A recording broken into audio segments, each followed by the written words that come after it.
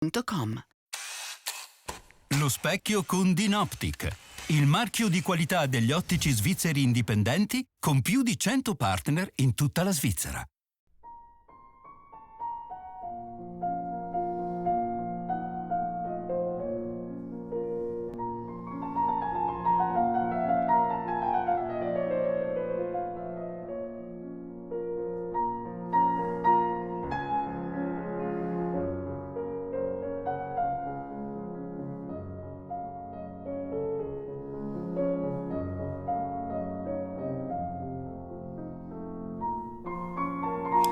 Buonasera, è una lezione di pace e di umanità quella che ci consegnerà oggi il nostro ospite, chirurgo di guerra, operatore umanitario ai più alti livelli. Si può dire che lui abbia conosciuto il peggio ma anche il meglio dell'essere umano attraverso numerose missioni che lo hanno portato in tutto il mondo. Sì, lui ha girato il mondo e pensare che è partito da Bignasco Valmagia e pensare che oggi è qui con noi e con il suo libro, dottor Flavio Del Ponte.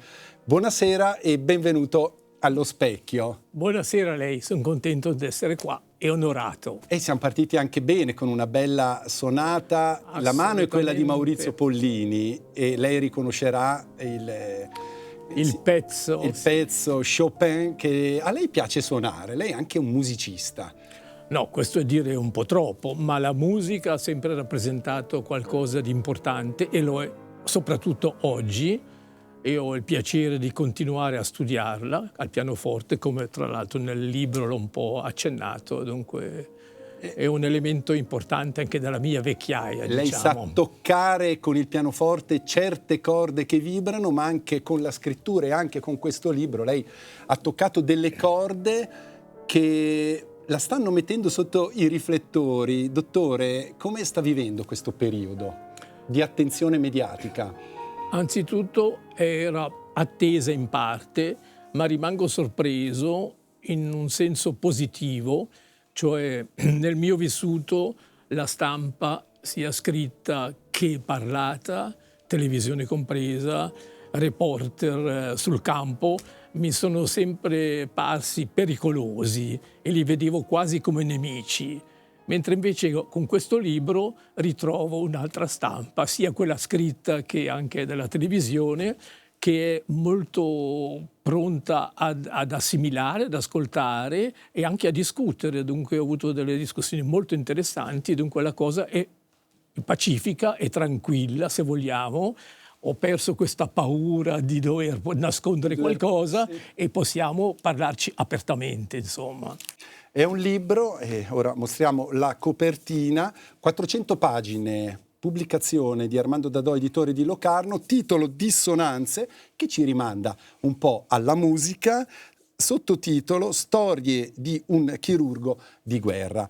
La sua vita è partita a Bignasco nel 1944, ma questo libro parte nel 1972, quando lei si è laureato, e quindi della sua vita ha deciso di raccontare la parte, diciamo, quella più attiva professionalmente, 40 anni, e ora è da qualche anno che lei ha interrotto questa vita meritandosi, diciamo, questa libertà inebriante, come la descrive e l'aggettiva nel libro. È una storia che è nata, è la sua volontà, la volontà di raccontare questo libro, è nato da delle immagini che lei ha visto in televisione, lo racconta, viene raccontato nelle prime pagine di questa pubblicazione, immagini che provengono dall'Ucraina. Allora io le vorrei chiedere, dottore, perché fra tante immagini di orrore e tante immagini di guerra lei è stato colpito in modo particolare proprio dal conflitto ucraino e russo? Forse più che le immagini, che non erano particolari, quello che mi ha colpito è stato come uno shock psichico, un revival di quello che avevo indovinato e visto negli anni precedenti, che però con questo momento di carri armati per me è stato un segnale: è tornata la guerra, e questo non me l'aspettavo e mi ha messo in crisi assolutamente. Per alcuni giorni non potevo più dormire, eccetera, eccetera. Poi mi sono ripreso e da lì è venuta anche l'idea: forse farei bene a mettere assieme quello che è stato la mia avventura sul terreno, nell'idea di capire meglio dove andiamo, dove stiamo e perché, tanti perché rimangono, alcuni vengono un po' chiariti con il vissuto che ho potuto raccontare. Un vissuto che è raccontato con il passo dell'esplicitazione della verità, perché quando si racconta una verità si possono prendere due strade: o edulcorare la verità, il vissuto, oppure descriverlo anche con toni di crudezza. Io dico questo perché in questo libro, nelle pagine finali, c'è un compendio di illustrazioni con alcune fotografie che effettivamente sono difficili da sostenere per un lettore. Perché lei ha deciso di esplicitare la crudezza? Ci ho pensato per parecchio tempo e mi sono anche consultato con persone che hanno vissute delle cose simili, situazioni simili, e soprattutto persone che hanno il potere in mano oggi e vedono dove va il mondo, e tutti quanti mi hanno detto no, mettile, perché oggi col momento che stiamo vivendo non possiamo più non sapere o far finta di non sapere, di non vedere quello che succede. È già successo nel passato, ma oggi abbiamo oltrepassato i limiti e siamo andati fuori strada in qualche modo. Dunque c'è da recuperare qualcosa che è andato perso. Questa è un'ossessione, non so se definirla ossessione, però è un impulso che hanno per esempio anche i reduci dai campi di concentramento nazisti. Noi abbiamo avuto ospite Edith Bruck, che ha vissuto la terribile esperienza di Auschwitz, e dice: io voglio raccontare affinché queste cose non succedano più. Però la storia poi ci restituisce continuamente nuovi capitoli di questo orrore della guerra. Quindi al di là della geopolitica, dell'attualità, che cosa affascina l'uomo della guerra? Perché la guerra è pratica così continua e ripetuta nella storia dell'umanità? Beh, questa domanda la lascerei forse ad altri veramente, ma vorrei concentrarmi su un fatto che per me è sempre stato importante. Quando vivevo certe cose mi dicevo: se questa verità viene in qualche modo trasmessa, messa a disposizione che tutti la possono vedere, non possiamo andare avanti così come ci troviamo oggi. Cioè, in qualche modo la parola è stata presa dal potere che l'ha denaturata, e la violenza che conta, le autocrazie, l'autorità, e impongono una lettura di quello che succede nel mondo completamente diversa. Io vorrei poter tornare indietro, come un po' ribobinare e tornare ai tempi della fine della guerra, della seconda guerra mondiale. Io non l'ho vissuto come bambinello, però certi ricordi mi sono rimasti, e si parlava tanto di pace, della paura della guerra, l'orrore della guerra, e questa memoria è andata persa. Era stata seguita da tutti i movimenti pacifisti importantissimi che hanno, e si credeva che il mondo avesse imboccato un'altra strada, il che non fu vero, visto oggi guardandoci indietro. Quello che fu vero è che furono messi i binari per il diritto umanitario internazionale, la dichiarazione delle genti di San Francisco, la fondazione dell'ONU, cioè tutti i paesi si sono detti: dobbiamo darci, dopo 2 guerre mondiali, ci diamo le regole alle quali tutti ci atteniamo. E oggi dove siamo?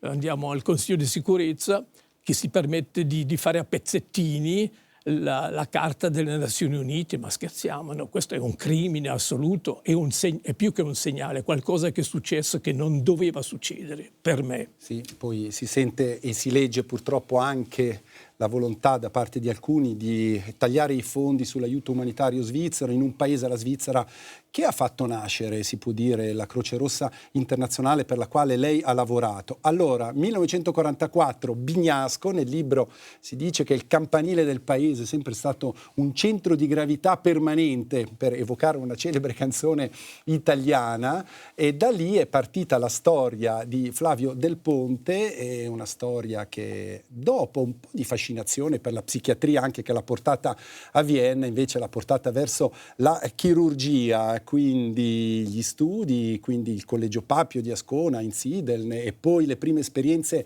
nell'ospedale di prossimità geografica, cioè Cevio, a 3 chilometri a Bignasco, poi Locarno. Quello che mi sorprende è che questo è stato un percorso, quello iniziale di formazione, all'interno della Svizzera, delle regole, di una comfort zone, potremmo dirla. Come è nato in lei l'impulso poi di fare un salto verso il caos, verso l'ignoto, verso un mondo lontano? E la prima sua esperienza fu nel 75 nella foresta equatoriale del Gabon, per intenderci. Come mai ha sentito Flavio Del Ponte questo impulso di andare lontano e nel pericolo?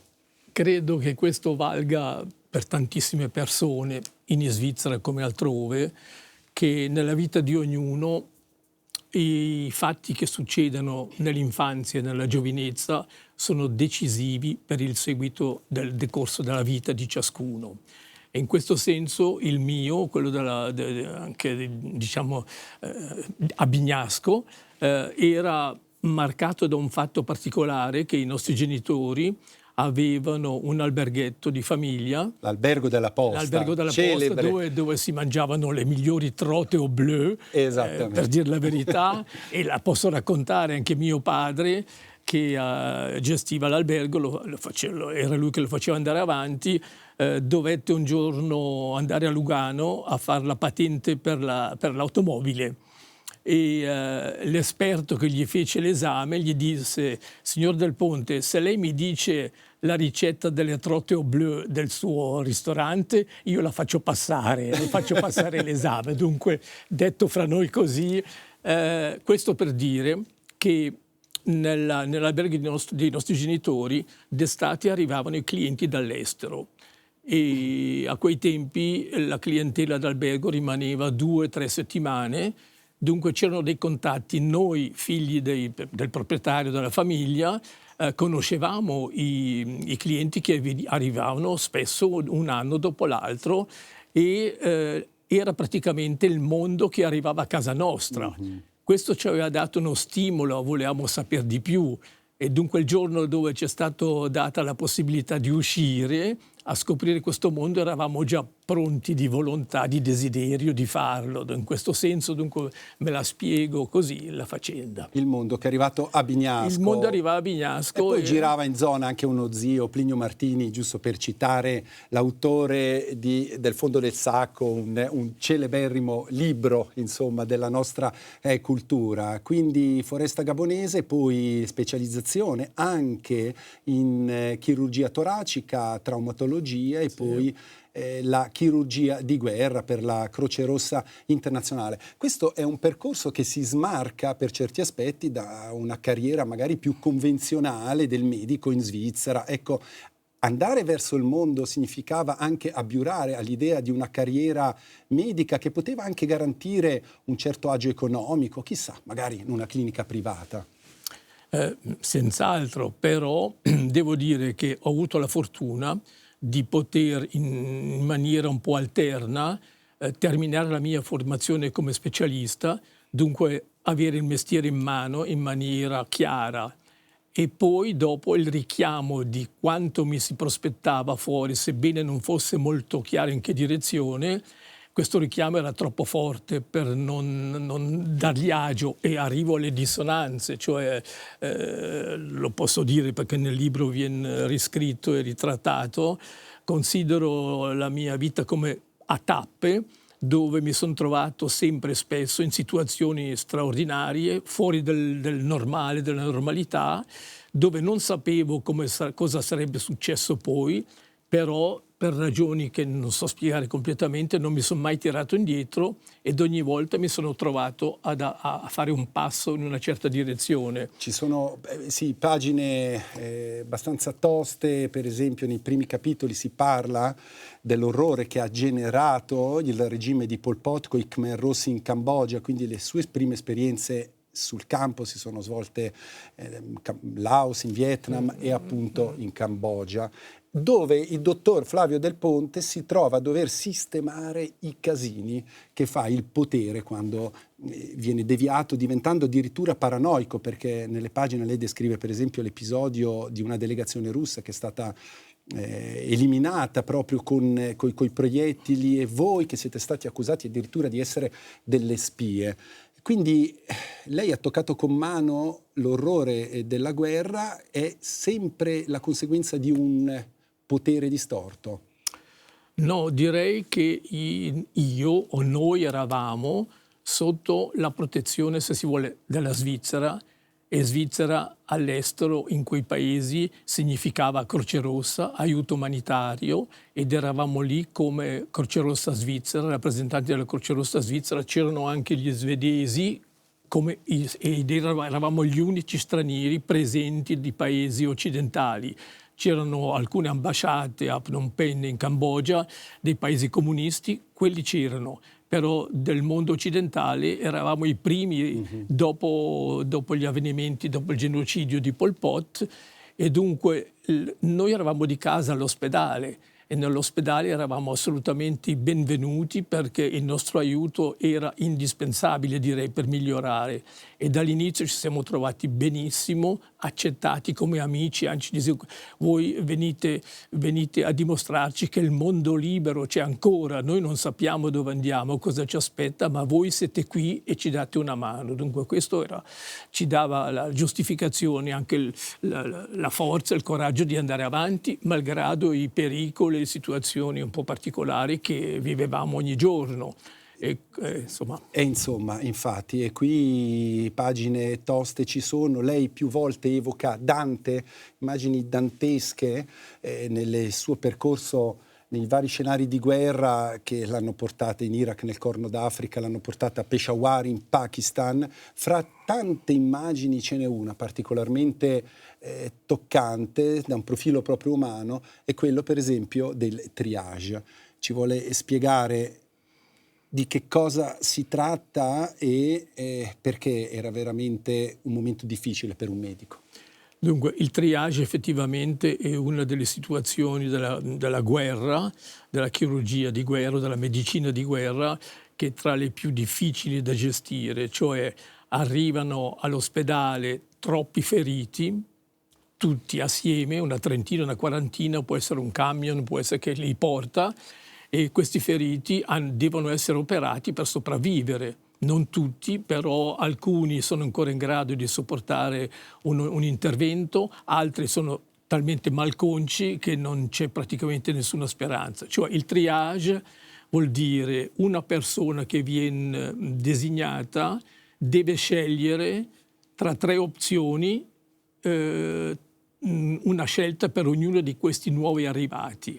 E sono le categorie e il triage che era in uso ed è in uso presso il CCR, dunque la Croce Rossa Internazionale, era che la prima categoria sono quelli che devono andare al più presto possibile in sala operatoria per essere operati, per poter salvare loro la vita. La seconda categoria sono quelli che, pur essendo feriti, possono aspettare, ricevono le prime cure necessarie, eccetera, eccetera, però possono aspettare qualche giorno prima di venire operati correttamente. E l'ultima categoria, la più grave, sono i feriti per cui la gravità delle ferite che portano allo stato generale non prevedono che sopravvivano. Dunque qua quello che è particolare è che lo scopo del triage si riferisce a quello che è la verità della chirurgia di guerra, che vuol dire salvare la vita a più persone possibili in meno tempo. Mm-hmm. Questo vuol dire che, per esempio, della terza categoria alcuni pazienti si sarebbero potuti operare per delle operazioni che durano 8 ore o così, però a scapito della vita degli altri. Dunque questa scelta è la scelta che pesa a chi decide, tu no, tu vai nella tenda dove avrai gli antidolorifici, l'infusione, eccetera, però la tua vita finisce qua, insomma. Certo. E i rischi sono quelli della assuefazione da una parte, magari, che so, dell'onnipotenza a giudicare la vita di un uomo in un attimo. Volevo chiederle come riusciva lei a gestire le emozioni. Un chirurgo deve avere la mano ferma e lo stato emotivo di solito rischia di invalidare certe decisioni o certe azioni proprio sul tavolo operatorio. Come riusciva lei a avere la mano ferma di fronte a queste situazioni umane? Dunque, farei la differenza tra la decisione del triage, che è psicologicamente molto importante per chi la deve fare, e invece l'altro scenario, quello del chirurgo che opera. Al momento che io metto i guanti e tocco le ferite, non c'è più nessuna passionalità, se si vuole, cioè il mio lavoro, so cosa devo fare, mi concentro, e questo è come una distrazione. Poi verranno magari giorni dopo, ma di per sé dal momento che si può fare qualcosa si aiuta, e poi i feriti vanno avanti e guariscono, alcuni ne escono benino, altri un po' meno bene, però dunque questo fatto non pesa più veramente per il chirurgo. C'è un problema anche di sicurezza proprio del personale medico. C'è una scena descritta, per esempio, quando c'è un'irruzione di alcuni soldati in sala operatoria e impongono al dottore di operare un loro commilitone invece di continuare con l'operazione che lei stava eseguendo su un altro paziente. Io volevo sapere da lei se mai ha avuto delle paure sulla sua incolumità. Lei per missione ha rischiato la vita. Perdere la vita per lei era una ipotesi accettabile? Lei che cosa sarebbe stato disposto a sacrificare per aiutare gli altri nelle sue missioni? Se mi si fosse chiesto prima di partire in missione, avrei rinunciato alla missione. Perché se un'informazione chiara fosse data, guardi i pericoli, questo così, penso che non avrei forse avuto il coraggio.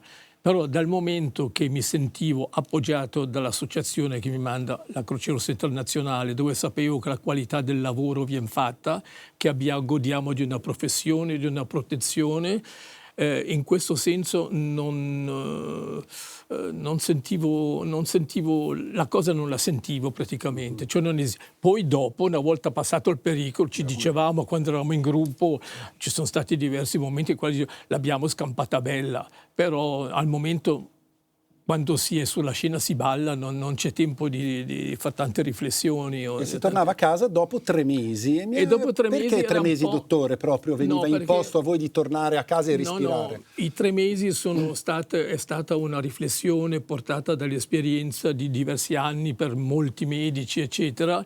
Si sa che per la chirurgia si è data che i 3 mesi sono un periodo ideale dove si può dare il massimo, che viene richiesto di solito, e poi però bisogna staccare, perché se anche chi pensa di poter continuare, si vede che col tempo le forze scemano, soprattutto le forze mentali, no? Per portare avanti, e subentrano altri fenomeni psicologici che non va bene.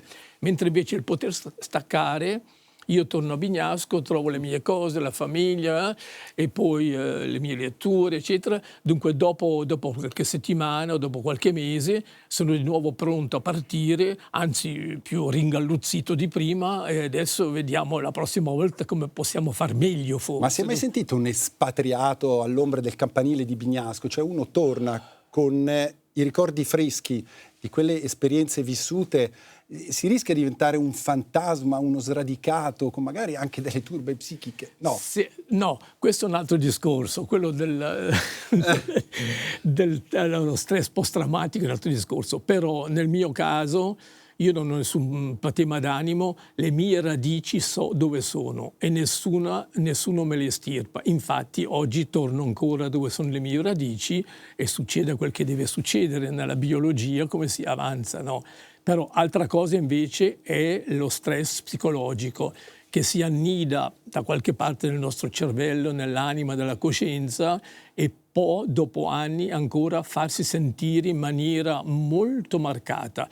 Io devo dire che, per esempio, scrivendo il libro e rielaborando certe cose, mi sono sentito un tratto adesso darti una calma, perché avevo un batticuore, mi sentivo come se fossi il momento vivo che stessi ancora vivendo, ed era un momento di 30 anni fa. Allora lì bisogna darsi subito un momentino, dirsi calmiamoci, e poi si ritrova la strada giusta. Però siccome ho dovuto occuparmi, mio malgrado, del PTSD quando ero a New York, l'ho scritto nel libro, che non era il mio ramo, naturalmente la chirurgia è una cosa e la psichiatria è altra specialità, però devo dire che avendo vissuto proprio in prima persona la situazione, mi è stato più facile immedesimarmi nel quella che è la clinica psichiatrica delle persone che portano anche dopo gli eventi lo stress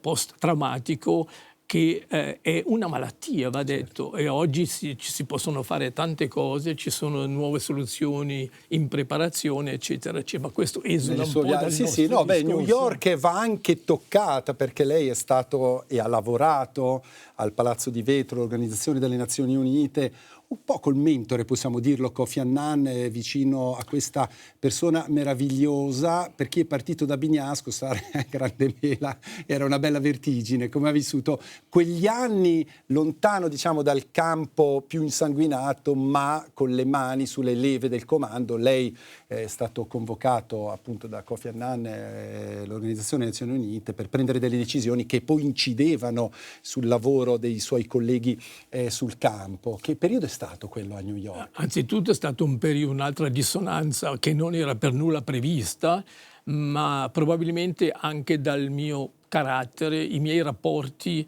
che facevo per Berna, dunque il Corpo Svizzero d'Aiuto in caso di catastrofe si chiamava allora, venivano letti a malincuore, perché non gliele lasciavo passare nessuna, e poi però venivano accantonati come sempre. E quando da New York giunse la richiesta di uno specialista per la chirurgia di guerra con l'esperienza sul terreno, eccetera, tutto un tratto la mia candidatura andava bene per quella richiesta che c'era, che veniva da New York. E in questo senso alcuni miei colleghi sorriderono volentieri, dicendo: adesso vai a far vedere, vai a cambiare il mondo, ti diamo l'occasione, dopo tanto reclamare e scrivere, adesso va a far vedere cosa sei capace di fare.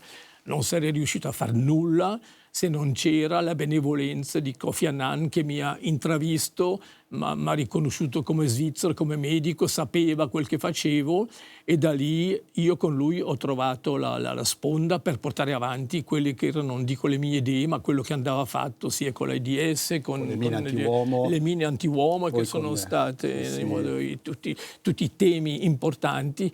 Io mi sono sentito solo come un catalizzatore praticamente, non è che avevo nessun potere, però con Kofi Annan lui mi ascoltava e poi decideva lui come andiamo avanti. Una grande personalità, e qui l'abbiamo messa insieme a Gandhi, a Nelson Mandela, sì, perché noi in entrata abbiamo detto: ha conosciuto il peggio ma anche il meglio che l'umanità può dare, ma alla fine l'uomo è più buono o più cattivo?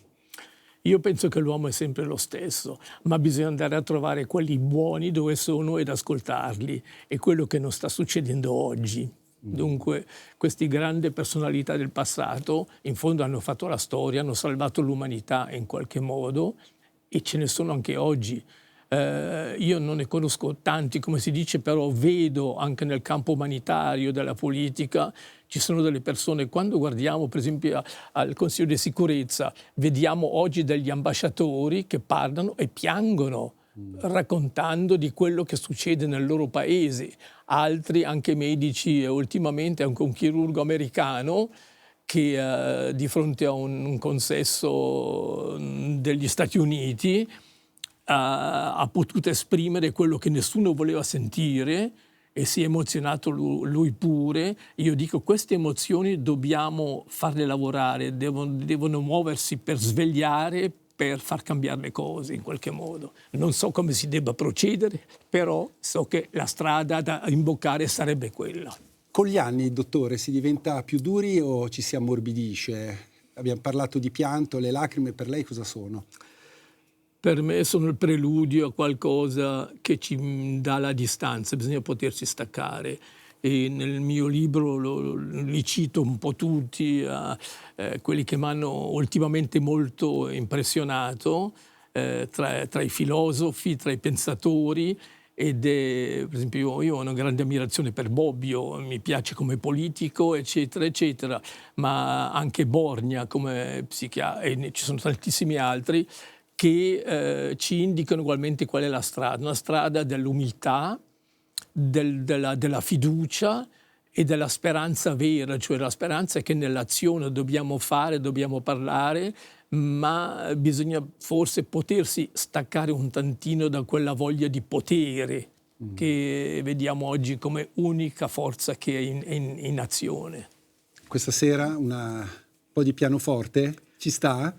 Suona tutti i giorni? Non tutti i giorni, ma quando ce n'ho l'occasione, senz'altro, perché mi porta avanti, mi porta la musica. È a casa sua? È a casa mia. A Bignasco, certo. Lei ha sempre domicilio a Bignasco. Sì. Adesso l'ho riportato, l'ho avuto per diverso tempo all'estero, però l'ho riportato a Bignasco e c'ho anche un bellissimo pianoforte che è la mia soddisfazione. È il re degli strumenti. Entrando a casa sua, cos'è la prima cosa che vede?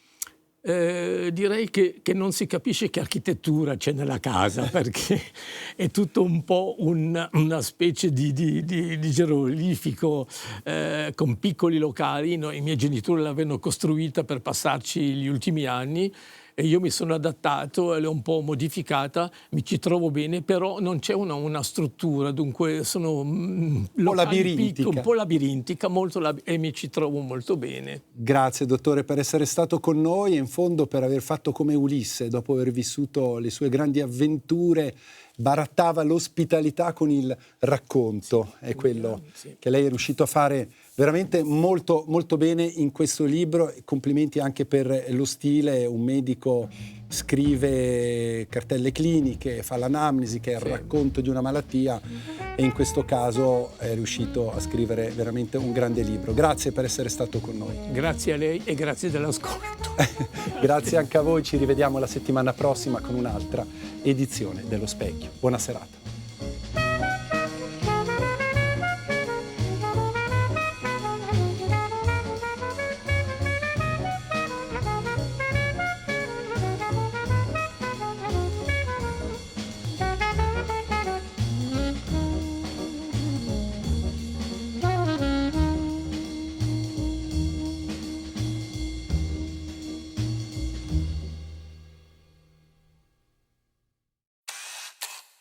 Lo specchio con Dinoptic, il marchio di qualità degli ottici svizzeri indipendenti con più di 100 partner in tutta la Svizzera.